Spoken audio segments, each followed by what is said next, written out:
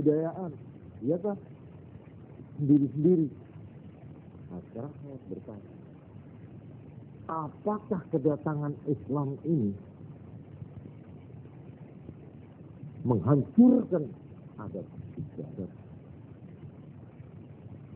tidak mentolerir kebudayaan dari bangsa-bangsa yang masuk Islam? Bangsa Persia itu kebudayaannya lebih hebat, itu lebih tunggu itu dari Arab. Arab ini belakangan, iya kan? Romawi, Yunani, juga Cina, India, itu kebudayaannya sudah tinggi. Nah ini bagaimana Islam menghadapi adat-adat. Apakah Islam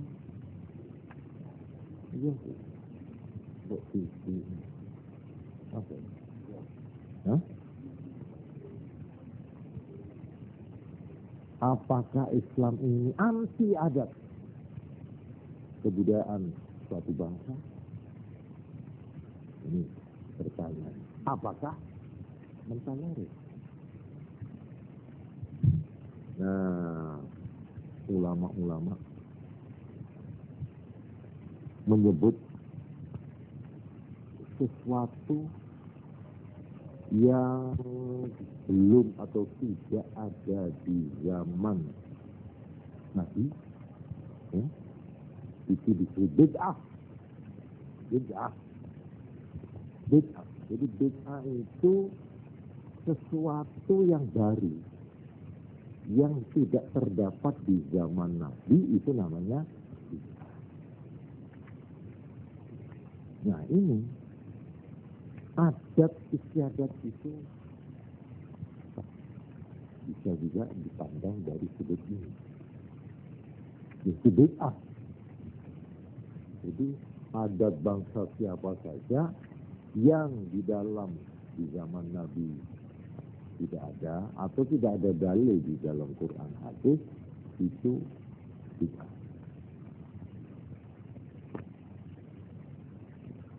Ada suatu hasil produk daripada pemikiran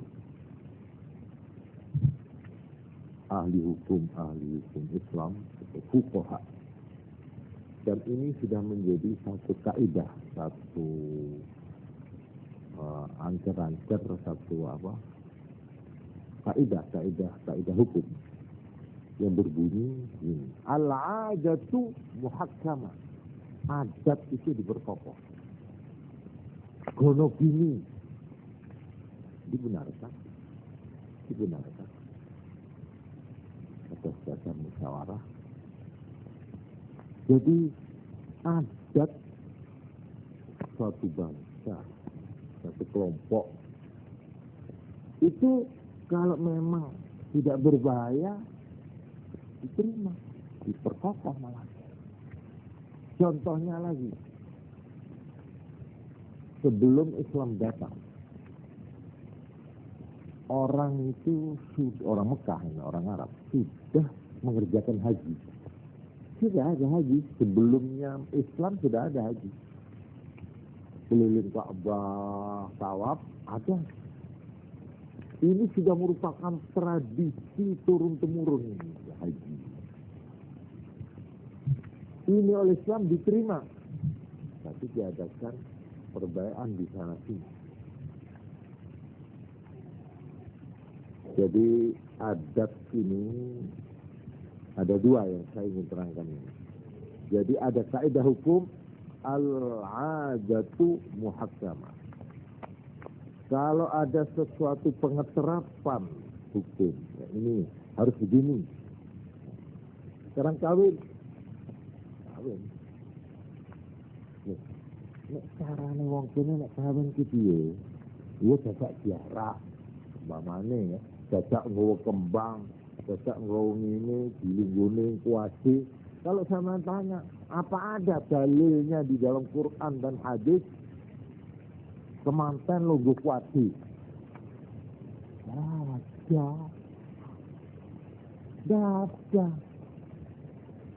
Mamanya sing nggawa janur kuning, Ada itu? Enggak ada. Tukar cincin ada? Enggak ada. Terus apa lagi? Itu ngidip apa itu? Ngidip apa? Telur ada? Enggak ada. Itu semua termasuk apa? Adat istiadat.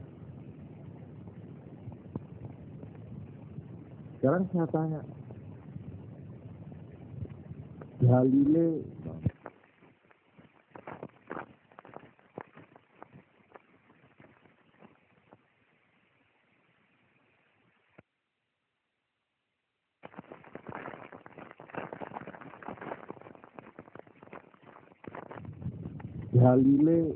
ini soal pakaian itu enggak ada. Di sana hanya ditentukan nutup aurat titik, gitu. Nah, bagaimana model pakaian? Apa ada ketentuan? Nggak ada. Apa model sungguh seperti orang Afrika itu, atau orang Burma, orang apa Thailand itu, mulai koyok opong, ya? Atau seperti orang India pakai anu itu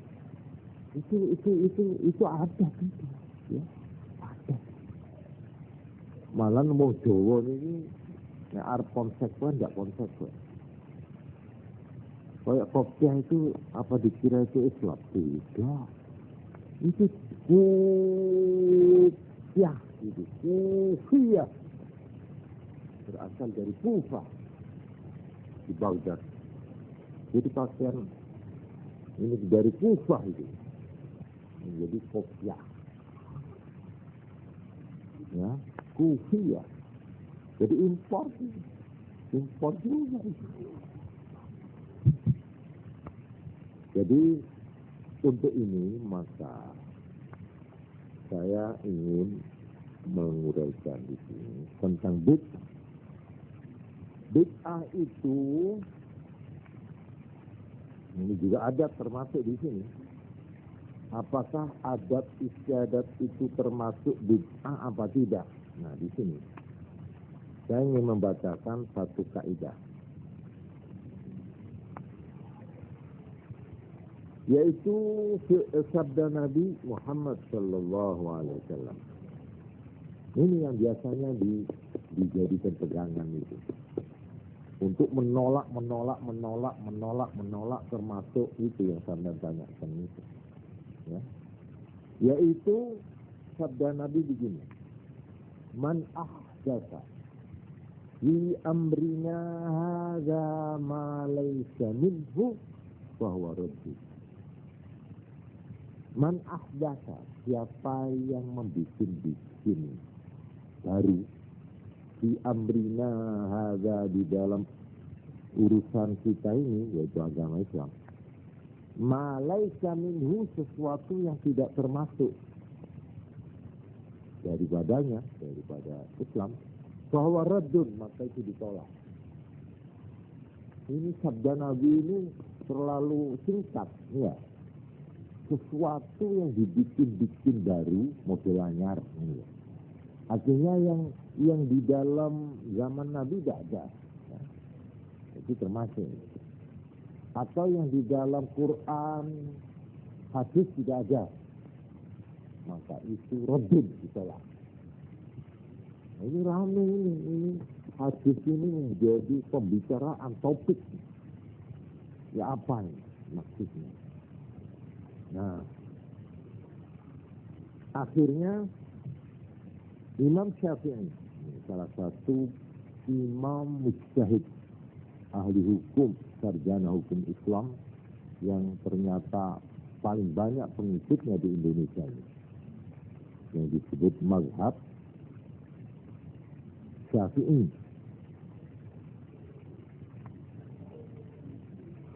Ini beliau mengatakan begini,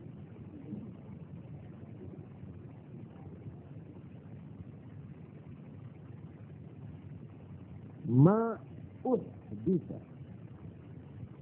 wa khalafa kitaban أو سنة أو إجماعا أو أثرا فهو البدعة الضالة وما أحدث من الخير ولم يخالف شيئا من ذلك فهو البدعة المحمودة. Imam Syafi'i mengatakan sesuatu yang dibikin baru, model anyar, dan menyalahi kitab, menyalahi Quran, atau menyalahi hadis, sunnah, atau menyalahi ijma', kesepakatan para ulama mujtahidin, atau menyalahi asar itu dari sahabat, perbuatan atau kata-kata sahabat Nabi yang menentang atau yang tidak sama dengan ini, bahwa bid'atu dhallah, itulah bid'ah yang sesat yang harus ditolak kalau bertentangan dengan salah satu ini tadi.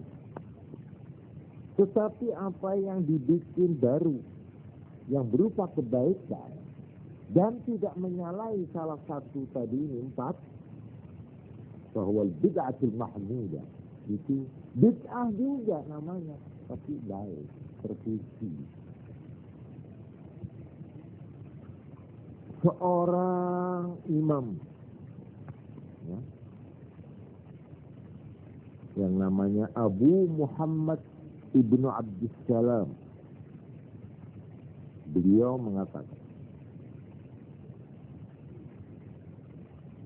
innal bid'ah ala khamsati asal. Bid'ah itu ada 5. Ini sudah lebih konkret lagi. Barang yang di zaman Nabi tidak ada, ya, baru timbul akhir-akhir, itu dibagi 5. 1, wajib, hukumnya wajib. Kok malah wajib? Ini kaget nih, ini satu kejutan ini. Ya. Kok wajib? Terus wa muharrama, haram. 3, makruh. Mustahabbah, sunnah. Terakhir 5, mubah. Mubah itu ya, tidak makruh, tidak sunat, tidak wajib, tidak haram, netral. Lalu contohnya, yang wajib apa? Yang di zaman Nabi tidak ada. Di antara contohnya digambarkan, yaitu menulis Quran, membukukan Quran, menulis Quran, mencetak Quran. Itu enak, zaman Nabi enak. Tapi itu wajib itu. Wajib.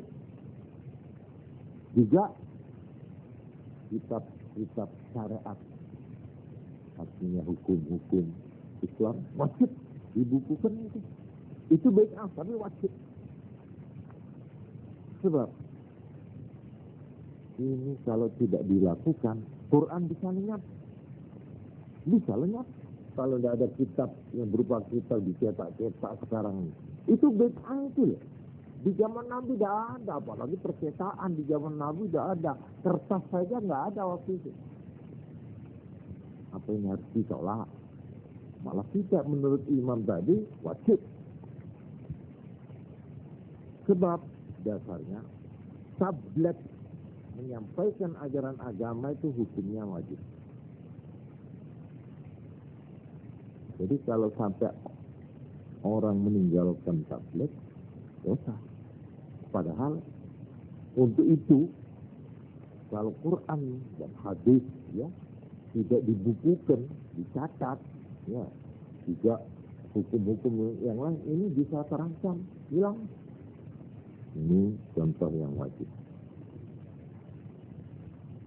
Contoh yang haram, bid'ah yang haram, Yaitu dicontohkan di sini tarian-tarian pajak-pajak yang tidak mempunyai dasar hukum. Nah ini termasuk haram, bid'ah yang haram.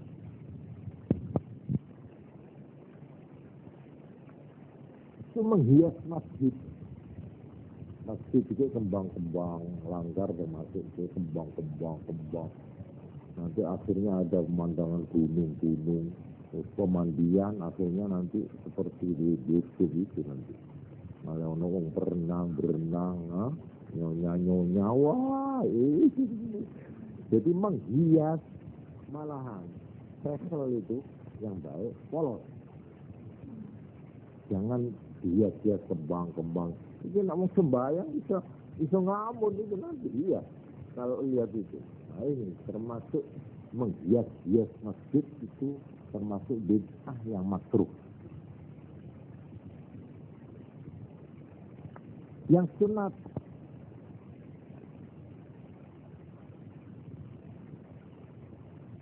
bikin madrasah, apa ada zaman Nabi bikin madrasah, bikin pondok, ada. Rumah yatim piatu, ada. Bid'ah itu. Iya tapi sunat itu. Masa mau ditolak karena di zaman Nabi tidak ada? Iya tapi kan ada itu. Wala yakhuddu ala ta'amil apa? Itu apa? Miskin. Enggak itu. Wa ammal yatima wala taghar, jangan disentak. Ya masa ada yayasan yatim? Masa ada yayasan yatim? Ayo, mau ditolak? Nah, ini namanya bid'ah. Karena di zaman Nabi tidak ada. Ya, di Quran juga tidak ada. Bikin pondok tidak ada. Tidak ada. Tapi ini sunat. Sunat. Karena melaksanakan salah satu anjuran agama.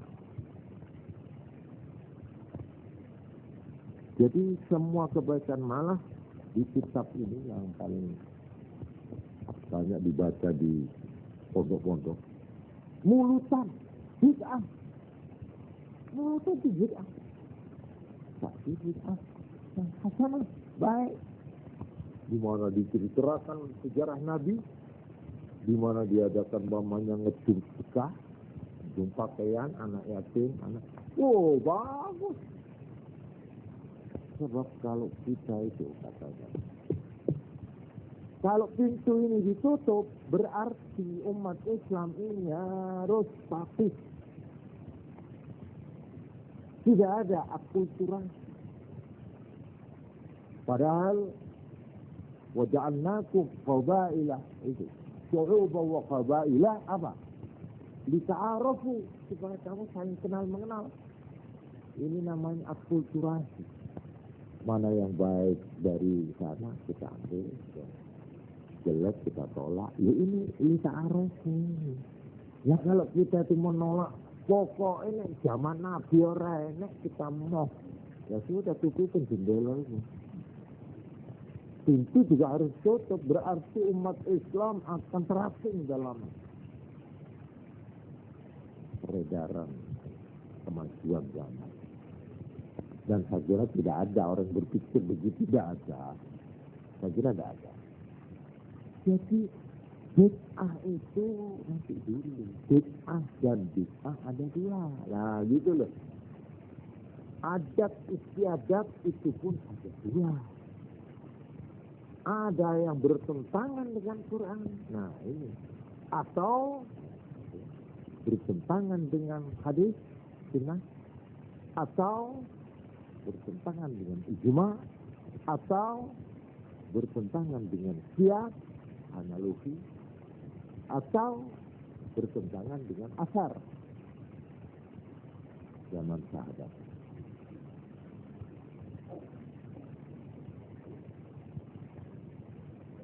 Sebagai contoh begini, Kanjeng Nabi Muhammad sallallahu alaihi wasallam itu menurut Ibu Aisyah setiap tahun satu kali mesti Kanjeng Nabi itu pergi ke kuburan Baqi'. Saben tahun satu kali. Pergi ke sana berdoa lama. Nah ini orang-orang yang suka hol-holan itu, haul-haul, oh dapat hadis segini, wow, cingkrak-cingkrak. Hol. Imam Tawus, ini seorang tabi'in, dia mengatakan, sahabat-sahabat, menurut beliau, saya cari mulai seminggu ya dapat kitabnya yang menerangkan ini keserimpet entah hilang apa tidak ngerti tergilah itu sudah karuan kitabnya kecil. Imam Tawus mengatakan sahabat itu kalau ada yang mati 7 hari selalu baca Quran. Ini ada keterangan malahan ada keterangan dari ini dari tabi'in juga ya. Jadi tidak langsung dari Nabi bahwa jadi ini ada hadis yang marfu' yang mengatakan bahwa orang Islam itu ditanyain oleh malaikat Munkar dan Nakir itu 7 hari berturut-turut. Jadi pertanyaan itu jadi rupanya tidak cukup 1 hari. Ya mungkin terlalu banyak catatannya mungkin, saya tidak tahu. Ya. Atau mungkin jawabnya tidak tegas. Ya apa? Kok pelin-pelan ini? Besok paginya ditanya lagi, itu selama 7 hari. Dan diterangkan bahwa kalau orang itu orang munafik 40 hari. Terus diinterogasi, terus menerus CPN. Ya, yang tanya ini, kamu itu telur dari mana dulu itu ya? Itu semua sampai telur diurus. Nah di sini Kanjeng Nabi Muhammad SAW ini saya selingi, beliau menerangkan ini luruh asal kon luruh itu beres interogasi lancar apa sembahyang 5 waktu kalau ini kamu bisa pelihara dengan baik running well yang lain gampang mudah tapi nek sembahyang sing goyang nah itu repot ini 40 hari terus menerus interogasi ini interogasi kali ditutup bareng ini itu ada yang kedua yaitu jangan berbuat zalim pada orang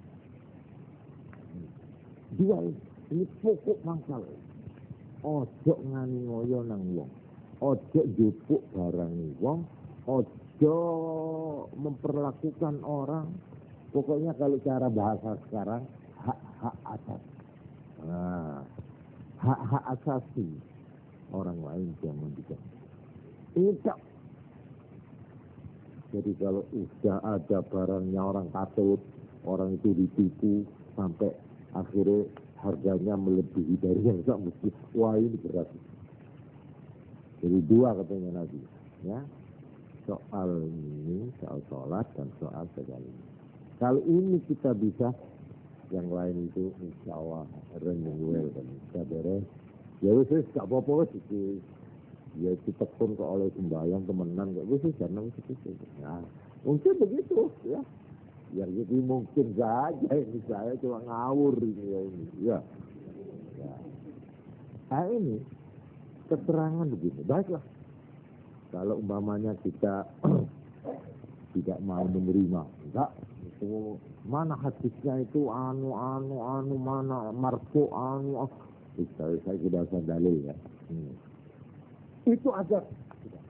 Saya jawab saya. Adab. Terus sekarang saya mau tanya sama Anda, apakah adat ini harus dikurangi? Atau kita teliti? Kalau adat ini tidak mengandung hal-hal yang bertentangan dengan agama, apa kita terima? Apa kita anggap ini bid'ah? Karena bid'ah kita tolak. Apa begitu? Ini harus konsepnya ini. Kalau adat Jawa kita tolak, adat Eropa apa juga harus ditolak? Ayo, adat Eropa coba digerayai sekarang. Mana ada orang Islam yang tidak pakai adat Eropa? Hah? Malah sekarang dirubah. Ya. String, itu kan mirip-mirip tank. Ya, string. Gaya nara-ara itu loh. Hah? Bye. Ayo, hukumnya bye apa? Apa dah bid'ah itu? Hah? Malam. Padahal kita sudah ada assalamualaikum. Iya kan? Nah. Ini kalau kita menolak, jangan menolak satu, semua aja tolak. Berarti kita punya prinsip Islam mau adat siapapun yang tidak ada dalilnya. Harus begitu. Baik dari Jawa maupun dari Eropa, iya dong. Juga dari India. Padahal sini nyanyi India semua, dan dangdut itu. Itu kesenian India itu. Malah ada yang tanya sama saya, Pak, itu samra-samra seperti kosida anak-anak ini. Itu apa, Pak? Itu kan Arab, Pak. Iya, kenapa? Apa itu Islam? Wah, repot menjawab. Tidak gampang menjawab pun. Padahal nyanyian itu sama saja dengan yang lain. Ya Habibi, ya. Itu wahai kekasihku, oh cinta. Sama. Baca Arab menurut saya. Bedanya begitu. Isinya bodoh mawon. Wah, apalagi yang Umi Kulsum, Abdul Wahab, Muhammad Abdul Wahab. Wah, kadang-kadang porno. Sekarang apanya bedanya sekarang? Antara gamus dan orkes Melayu dan ini, apa namanya? Orkes Barat itu apa namanya? Band. Ayo, apa bedanya? Ketikung podono, ayo. Gitar podo, ayo. Penyanyi podo. Modele nyanyi iya podo. Niat ngene podo, ayo. Saiki ya sing samra ya saiki menari-nari kok. Ayo saiki apane sing arep kok bedakno? Dino nek iki diterima nek iki kok ora, ayo. Wah, lha iki berat. Mulane nanti dulu lah, nanti sabar. Marilah kita itu bicara dari prinsip itu. Kita itu menolak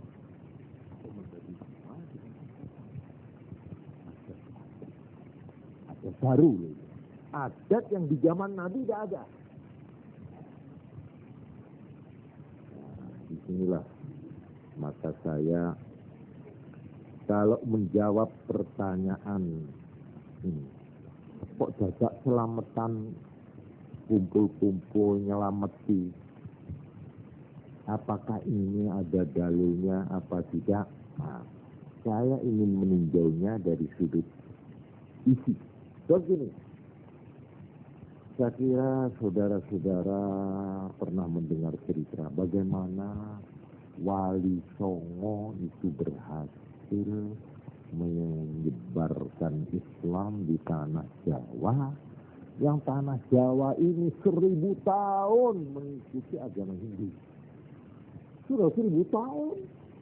Jadi ajaran-ajaran Hindu dan Buddha itu sudah berakar, sudah mendarah, mendaging.